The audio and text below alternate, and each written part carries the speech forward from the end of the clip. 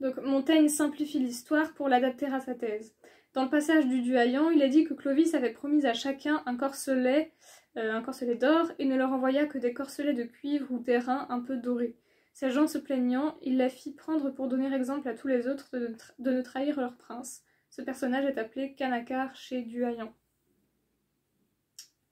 Et même à ceux qui n'ont aucune valeur, il est tellement doux, après avoir tiré le profit d'un acte entaché de vice, de pouvoir désormais y attacher en toute sûreté quelques traits d'honnêteté et de justice, comme par une compensation et une correction honnête. Ajoutons qu'il regarde les exécutants de crimes aussi horribles comme des gens qu'il est leur reproche et qu'il cherche, en les faisant mourir, à étouffer la connaissance que l'on pourrait avoir de tels agissements et les témoignages.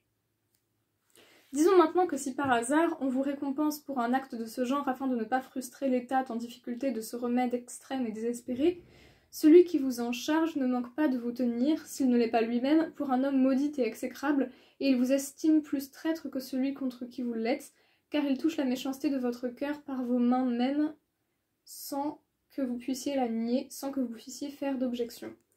Par vos mains mêmes, le sens paraît être, il se sert de vos mains, de vos actes, pour toucher, c'est-à-dire sentir la méchanceté de votre cœur. Mais il vous y emploie exactement comme on emploie les hommes perdus de réputation pour les exécutions de la haute justice. La haute justice avait le pouvoir de condamner à la peine capitale. Charge aussi utile qu'elle est peu honorable. Outre la bassesse de tels emplois, il y a en l'affaire de la prostitution de conscience.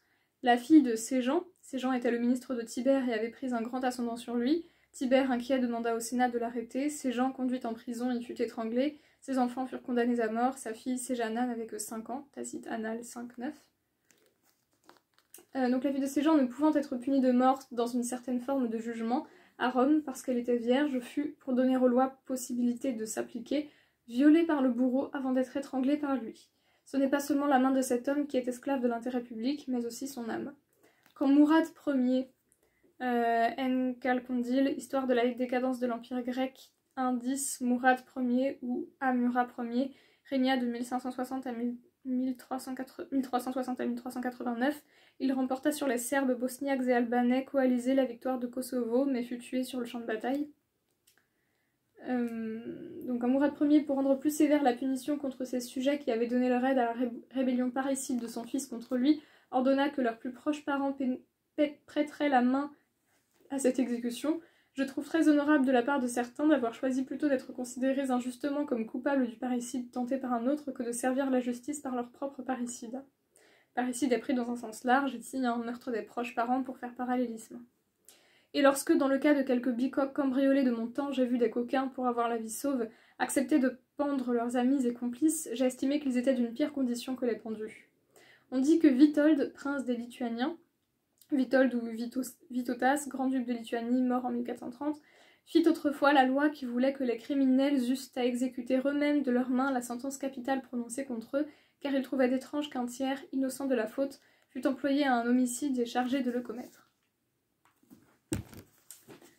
Le prince, quand une circonstance urgente et quelques fâcheux événements brusques et inopinés affectant gravement la situation de son état le fait manquer à sa parole et à sa loyauté, ou le fait sortir de quelque autre manière de son devoir ordinaire, doit attribuer cette nécessité à un coup des verges divines. Ce n'est pas un vice, car il a renoncé à sa raison, c'est-à-dire ses mobiles habituels, raisonnables et justes, pour une raison plus générale et plus puissante, mais c'est assurément un malheur.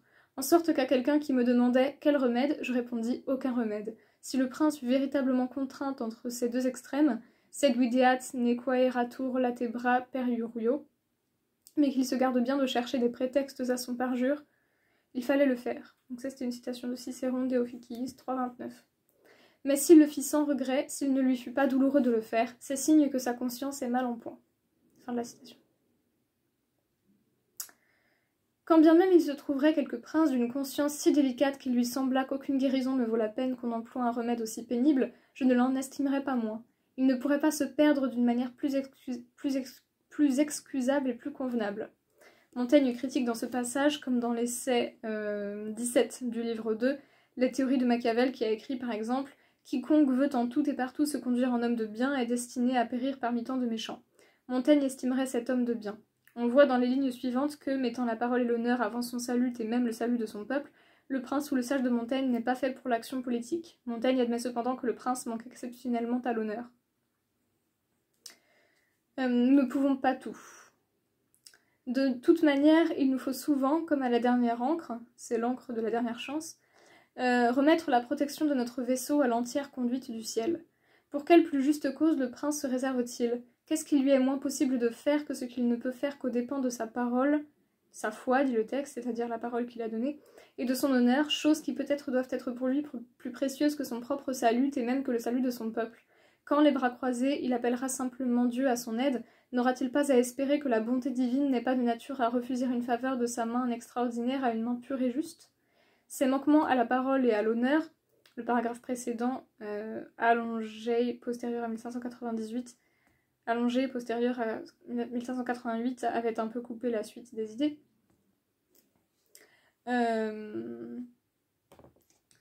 Donc ces manquements sont de dangereux exemples et des exceptions rares et maladives à nos règles naturelles. Il faut y céder, mais avec une grande modération et beaucoup de circonspection. Aucune utilité privée ne mérite que nous fassions pour elle violence à notre conscience. L'utilité publique, soit, lorsqu'elle est très évidente et très importante. Timoléon se protégea bien à propos contre l'étrangeté de son acte par les larmes qu'il versa en se souvenant que c'était d'une main de frère qu'il avait tué le tyran de sa patrie. Montaigne a parlé déjà, livre 1, chapitre 38, de Timoléon, passionnément dévoué à la liberté, qui n'avait pas hésité à faire périr son propre frère en 364 avant Jésus-Christ pour l'empêcher d'être le tyran de sa patrie, Corinthe, Plutarque, Timoléon. Il a dit dans ce passage que Timoléon se retira un peu à l'écart et se couvrant le visage se prit à pleurer. Et cependant les deux autres dégainant leurs épées, auxirent Timophane, son frère, en la place. Traduction d'Amyot. Les circonstances du meurtre sont, comme on voit, rapportées de manière différente pour Montaigne. Chez lui, Timoléon pleure après le meurtre.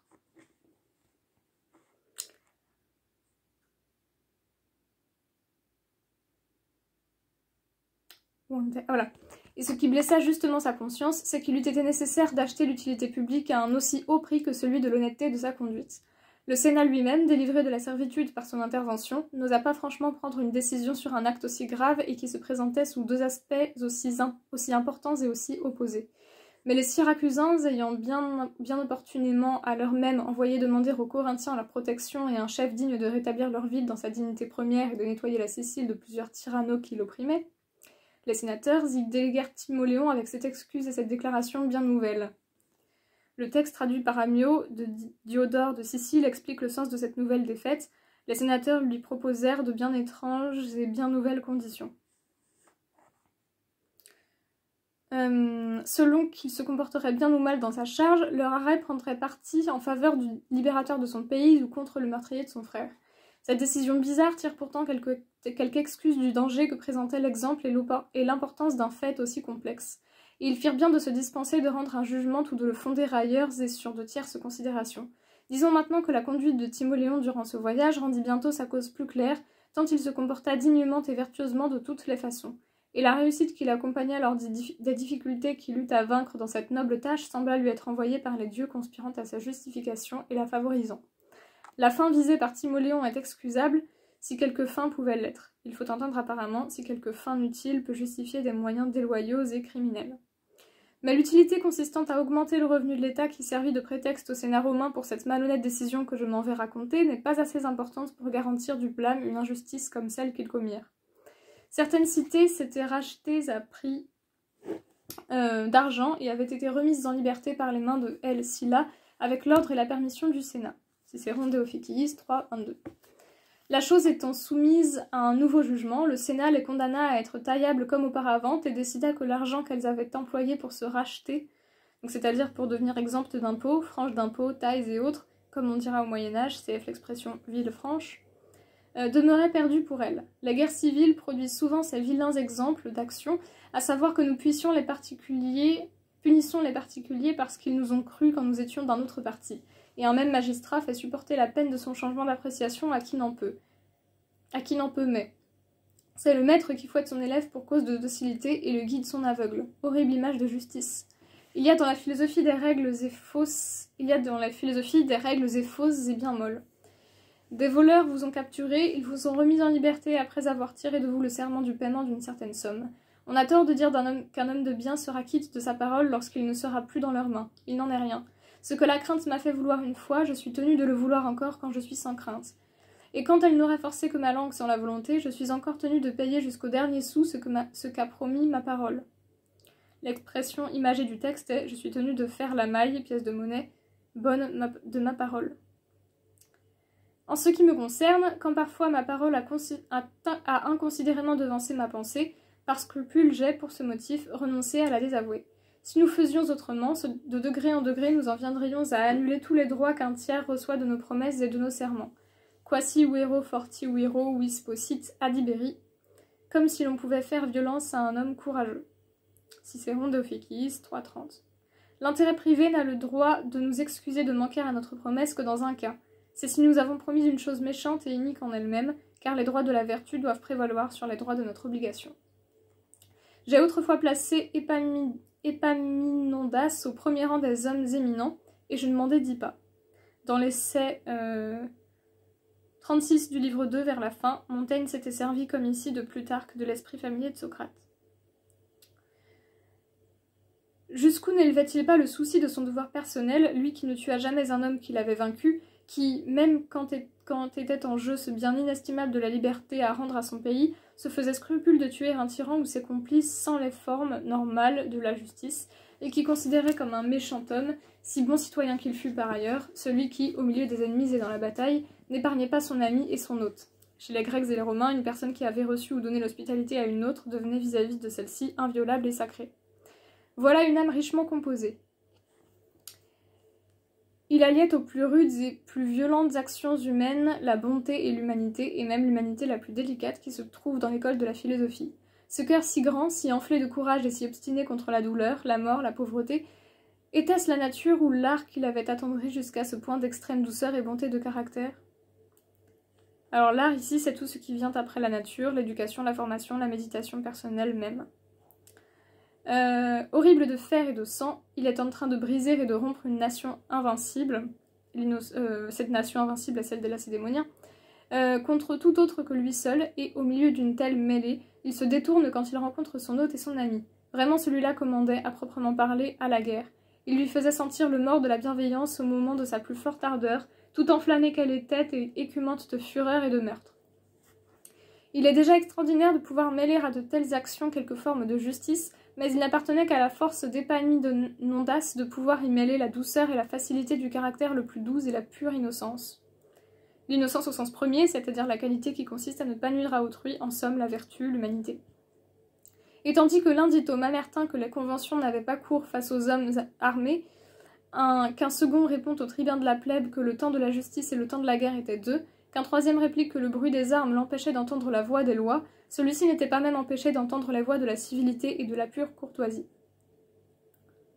L'un, c'est Pompée qui répondit cela aux Mamertins, habitants de Messine, lesquels alléguaient qu'ils avaient des privilèges et une ancienne ordonnance du peuple romain, Plutarque, Pompée 3.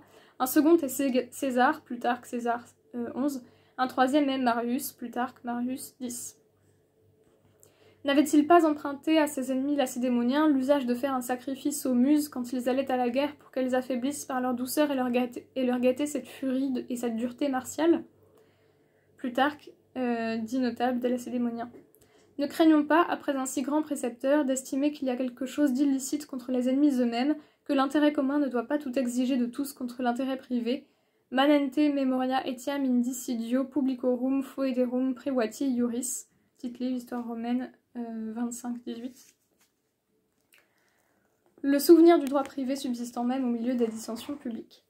Et nulla potentia vires praestandi nequid pecet amicus abet, et nulle puissance n'a la force d'autoriser la violation des lois de l'amitié. Ovide, Pontique 1-7. Et que toutes choses ne sont pas permises à un homme de bien pour le service de son roi ni pour celui de la cause générale et des lois. Non enim patria praestat omnibus officiis, et ipsi conducit pio sabere cives in parentes, car la patrie ne l'emporte pas sur tous les autres devoirs et il lui est utile d'avoir des citoyens dévoués envers leurs parents. Cicéron de Officiis 3-23. Je rebois un coup d'eau.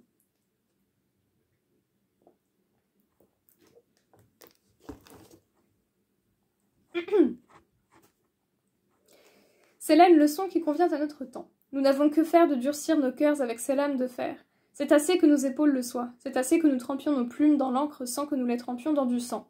Si c'est de la grandeur de cœur et l'effet d'une vertu rare et extraordinaire que de mépriser l'amitié, les obligations privées, sa parole et la parenté pour le bien commun et l'obéissance à l'autorité publique, il suffit vraiment, pour nous excuser de ne pas agir ainsi, de considérer que c'est une grandeur qui ne peut pas avoir sa place dans la grandeur du cœur d'Épaminondas. J'abomine les exhortations de cette autre âme qui est excessive. Il s'agit de César, auquel Lucain prête les paroles qui suivent, la Pharsale 7, vers 320 à 322, ces visages vénérables sont ceux des soldats de Pompée qui appartenaient à la noblesse romaine. Dum tela micans, non vos pietatis imago ulla nec adversa conspecti fronte parentes, como veant, vultus gladio turbate verendos, tant que les traits brilleront, qu'aucun spectacle pieux n'émeuve votre compassion, pas même celui de vos pères en face de vous, défigurés par le glaive ces visages vénérables. Ôtons aux naturels méchants, sanguinaires et traîtres ce prétexte qu'ils allèguent. Laissons là cette justice contre nature et démesurée, et tournons-nous-en aux imitations plus humaines. Combien peuvent le temps et l'exemple? Dans un combat de la guerre civile contre Cinna, Tacite, Histoire 351, ce Cinna, Lucius Cornelius Cinna, avait été consul en 87 et était partisan de Marius. Après la mort de son chef, il continua la lutte et les cruautés et périt en 84 dans une sédition militaire. Pompée était alors l'allié de Sylla. Un soldat de Pompée ayant tué son frère, qui était du parti contraire sans penser que c'était lui, se tua sur le champ lui-même de honte et de regret, et quelques années après, dans une autre guerre civile de ce même peuple, un soldat, parce qu'il avait tué son frère, demanda une récompense à ses chefs. Tacite, Histoire 351. On démontre mal l'honnêteté et la beauté d'une action en arguant de son utilité et on conclut mal en estimant que chacun est obligé d'agir selon ce critère et que l'action est honnête et honorable pour chacun si elle est utile. Omnia non pariter rerum sunt omnibus apta, toutes les choses ne conviennent pas également à tous. Properce, Élégie 3.9, vers 7. Choisissons la chose la plus nécessaire et la plus utile de la société humaine, ce sera le mariage. Pourtant, le Conseil des Saints trouve la voie opposée, plus honorable, et exclut du mariage la plus vénérable profession des hommes, celle des prêtres catholiques, comme nous désignons pour le haras les bêtes qui sont le moins estimées. En ce temps-là, les haras n'étaient pas des haras d'amélioration, ceux-ci datent de 1667. Nombre de penseurs, de Jean de Main à Montesquieu en passant par ceux de la Réforme, ont jugé tout autrement que l'Église catholique sur ce point, sur le célibat des religieux. Voilà, j'espère que ça vous a plu. À bientôt.